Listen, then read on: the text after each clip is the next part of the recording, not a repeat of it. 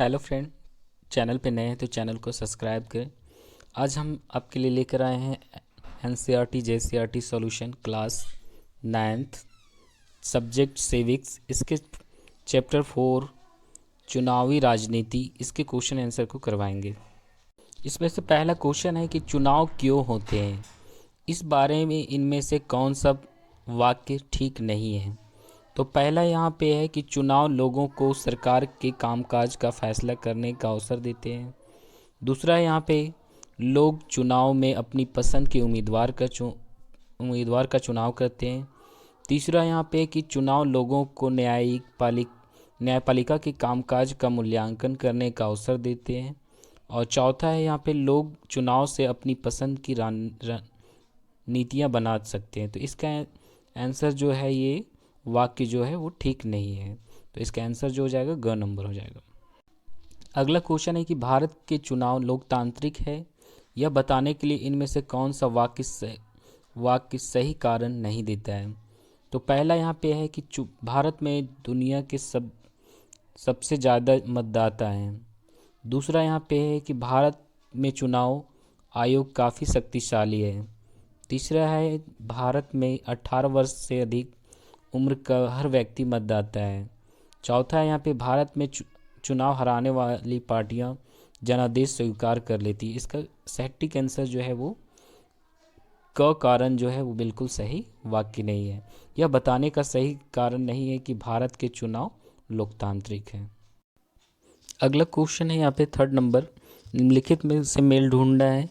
तो पहला यहाँ पे दिया हुआ है कि समय समय पर मतदाता सूची का नवीकरण आवश्यक है। तो इसका ऑप्शन हो जाएगा 4 नंबर, क्योंकि संभव है कि कुछ लोग उस जगह से अलग जगह चले गए हों जहां उन्होंने पिछले मतदान में मतदान किया था। दूसरा है यहाँ पे कि कुछ निर्वाचन क्षेत्र अनुसूचित जाति और अनुसूचित जनजाति के लिए आरक्षित हैं। तो इसका ऑप्शन है कि समाज में हर तबके का समुचित प्रतिनिधित्व हो सके, इसके लिए। तीसरा है यहाँ पे प्रत्येक को सिर्फ एक वोट डालने का हक है, ताकि हर एक को अपनी प्रतिनिधि चुनने का समान अवसर मिले। उसके बाद है सत्ताधारी दल को सरकार वाहन के इस्तेमाल की अनुमति नहीं है, क्योंकि हर उम्मीदवार को चुनाव में लड़ने का समान अवसर मिले। और ये ऑप्शन 4 का था। अगला क्वेश्चन है यहाँ पे कि इस अध्याय में वर्णित चुनाव संबंधित सभी गतिविधियों की सूची बनाइए और उन्हें चुनाव में सबसे पहले किए जाने वाले काम को लेकर आखिर तक के क्रम में सजाइए।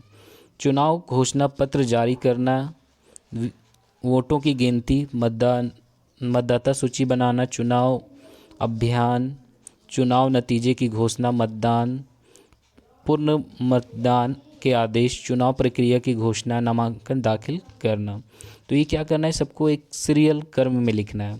तो यहाँ चुनाव संबंधित, इसका आंसर होगा चुनाव संबंधित क्रियाकलापों की सूची चरणबद्ध तरीके से नीचे दी गई है। तो पहला है मतदान सूची बनाना। अगर लोगों का नाम अगर मतदाता सूची में नहीं जुड़ा हुआ है तो पहले जोड़ने का काम होता है। दूसरा है यहाँ चुनाव प्रक्रिया की घोषणा। उसके बाद तीसरा है यहाँ नामांकन दाखिल करना। चौथा है यहाँ पे चुनाव घोषणा पत्र जारी करना। पांचवा चुनाव अभियान। उसके बाद मतदान होती है, मतदान के बाद पूर्ण मतदान के आदेश, वोटों की गिनती होता है और लास्ट में जो है वो चुनाव की घोषणा होती है। अंतिम में जो है चुनाव का नतीजा आता है।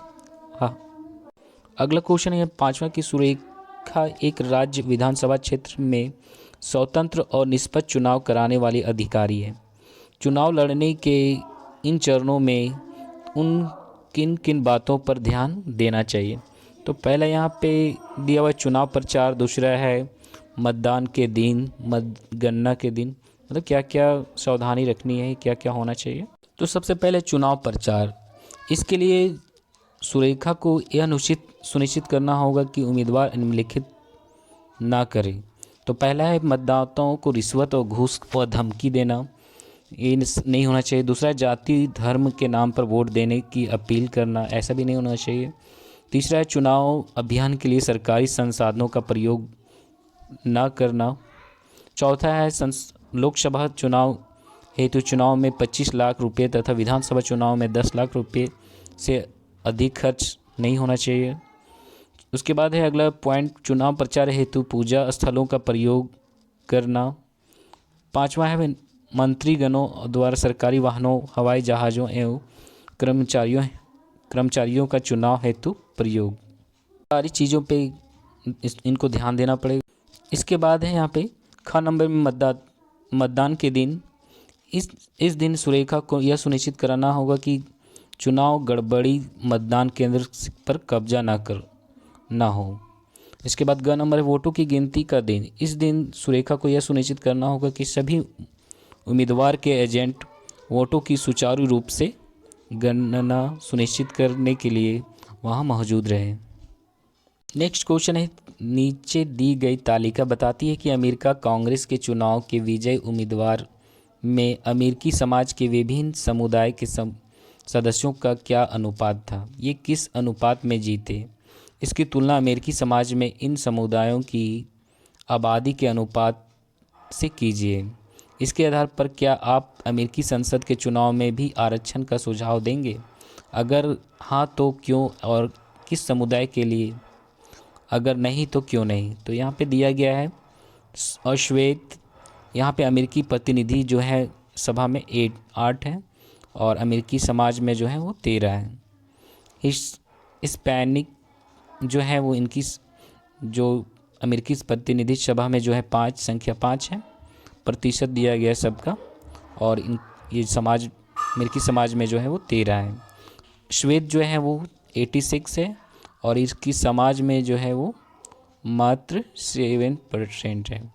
तो इसका उत्तर जो है उपरोक्त तालिका के आधार पर हिस्पैनिक समुदाय के आरक्षण का एक अच्छा विचार है। उनकी जनसंख्या के अनुपात में प्रतिनिधित्व प्रदान करने के लिए ऐसा करना आवश्यक है, क्योंकि यहाँ पे इनकी परसेंटेज काफ़ी ज़्यादा है, इनकी भागीदारी जो है वो काफ़ी कम है। नेक्स्ट क्वेश्चन है यहाँ पे 7 नंबर के, क्या हम इस अध्याय में दी गई सूचनाओं के आधार पर निम्नलिखित निष्कर्ष निकाल सकते हैं। इनमें से सभी पर अपनी राय के पक्ष में 2 तर्क प्रस्तुत कीजिए। तो पहला यहाँ दिया हुआ है कि भारत के चुनाव आयोग को देश में स्वतंत्र और निष्पक्ष चुनाव करा सकने लायक पर्याप्त अधिकार नहीं है। तो इसका आंसर होगा कि नहीं, यह सच नहीं है। वास्तव में चुनाव आयोग भारत में स्वतंत्र और निष्पक्ष चुनाव करने में पर्याप्त रूप से शक्तिशाली है। यह चुनाव आचार संहिता लागू करता है तथा इसका उल्लंघन करने वाले उम्मीदवारों या दलों को सजा देता है। चुनावी ड्यूटी के दौरान कर्मचारियों का चुनाव आयोग के अधीन कार्य करता है, न कि सरकार के। इसके बाद यहाँ पे पॉइंट है कि हमारे देश के चुनाव में लोगों की ज़बरदस्त भागीदारी होती है। तो क्या इसमें बिल्कुल सही बोला गया कि हाँ, यह सच बात है कि चुनाव में लोगों की भागीदारी पर्याप्त मतदान करने वाले लोगों की आंकड़ों में मापी जाती है। मतदान प्रतिशत योग्य मतदाताओं में से वास्तव में मतदान करने वाले लोगों की प्रतिशत को दर्शाते हैं। पिछले 50 वर्षों के दौरान भारत में मतदान प्रतिशत को स्थिर रहा है या वास्तव में बढ़ा है। भारत में आम चुनाव लोगों चुनावों को अत्यधिक महत्व प्रदान करते हैं। उनका मानना है कि चुनावों द्वारा वे राजनीतिक दलों पर अपने अनुकूल नीति और कार्यक्रमों के लिए दबाव डाल सकते हैं। उन्हें लगता है कि देश के शासन संचालन के तरीके में उनके वोट का महत्व है। यहाँ पे क्वेश्चन है इसका कि सत्ताधारी पार्टी के लिए चुनाव जीतना बहुत आसान होता है। तो इसमें क्या राय है? तो है बिल्कुल इसका राय गलत बता रहा है। यह सच नहीं है। सत्ताधारी को निरंतर चुनाव हारते आए हैं।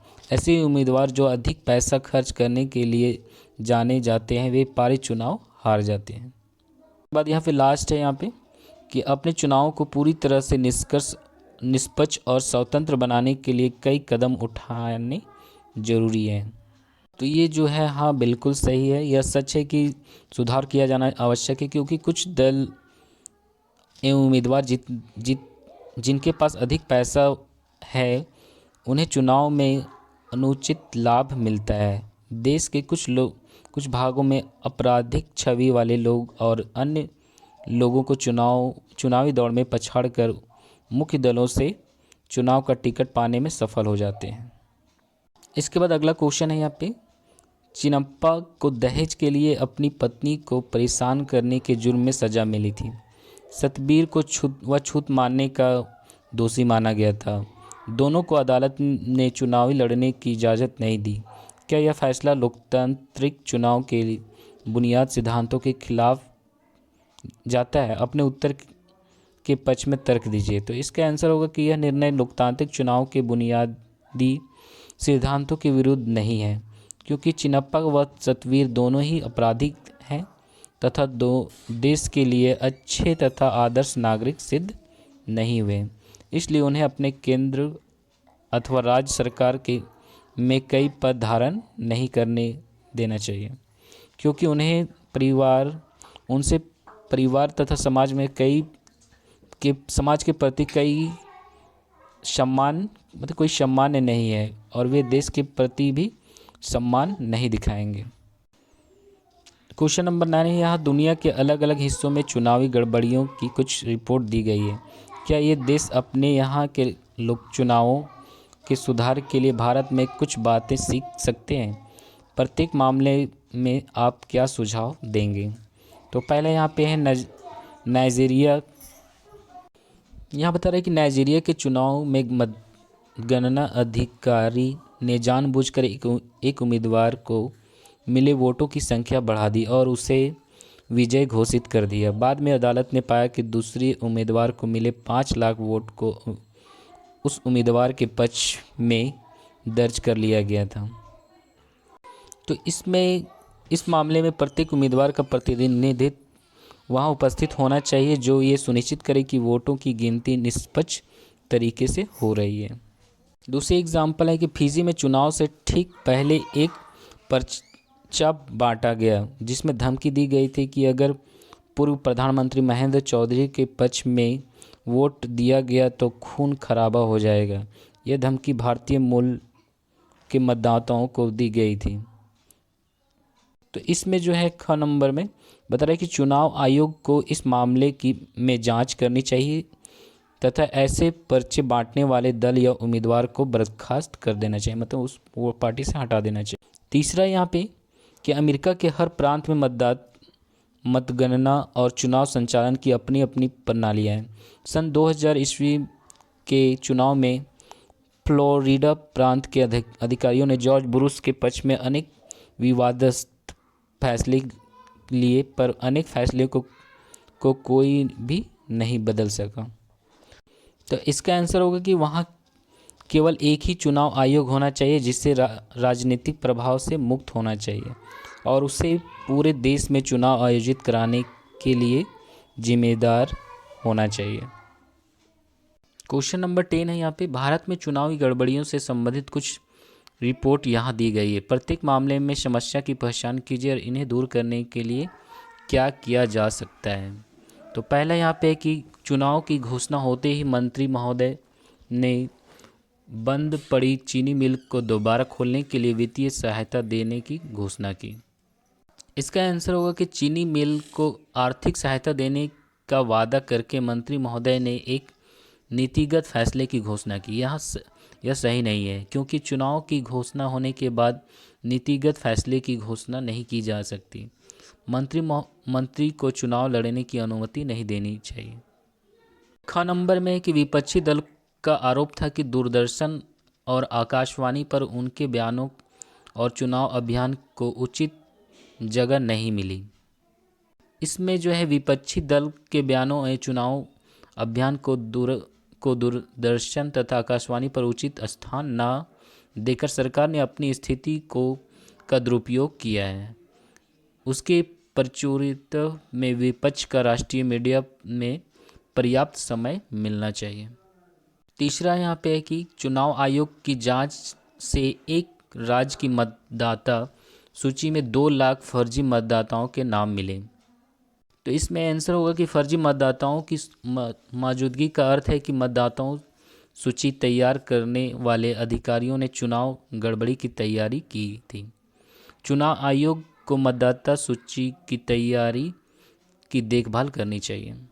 2 नंबर है और लास्ट है कि एक राजनीतिक दल के गुंडे बंदूकों के साथ घूम रहे थे, दूसरी पार्टियों के लोगों को मतदाता में भाग लेने से रोक रहे थे और दूसरी पार्टी के चुनाव सभाओं पर हमले कर रहे थे।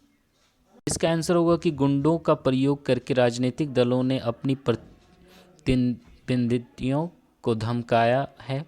चुनाव आयोग को बंदूकधारियों की गिरफ्तारी का आदेश देना चाहिए तथा उस दल को चुनावों से बर्खास्त कर देना चाहिए। इसके बाद अगला है कि जब यह अध्याय पढ़ाया जा रहा था तो रमेश कक्षा में नहीं आ पा रहा था।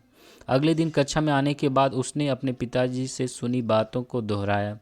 क्या आप रमेश को बता सकते हैं कि उनके इन बयानों से क्या गड़बड़ी है? तो यहाँ पे बता रहे पहला कि औरतें उसी तरह वोट देती है जैसा पुरुष उनसे कहते हैं, इसलिए उनको मताधिकार देने का कोई मतलब नहीं है। तो ये जो है ये कथन बिल्कुल गलत है, क्योंकि गुप्त मतदान की नीति यह सुनिश्चित करती है कि प्रत्येक मतदाता जिसे चाहे उसे अपना वोट दे सकता है या सकती है। महिलाएं अपना निर्णय स्वयं लेने तथा अपनी पसंद के उम्मीदवार का चयन करने में पूर्णतः सक्षम है। दूसरा यहाँ ख नंबर की पार्टी पॉलिटिक्स में समाज में तनाव पैदा होता है। चुनाव में सबकी सहमति वाला फैसला होना चाहिए, प्रतिद्वंदियों नहीं होने चाहिए।